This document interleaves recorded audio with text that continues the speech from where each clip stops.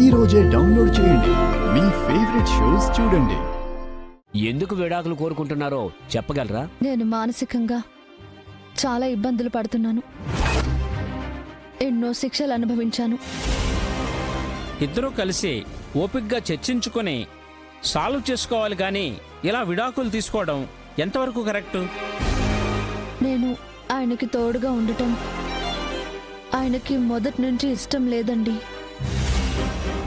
మీకు శరణితో విడాకులు తీసుకోవడం సమ్మతమేనా? తన ఇష్టాన్ని నేను కాదనను. సంతకాలు చేయండి.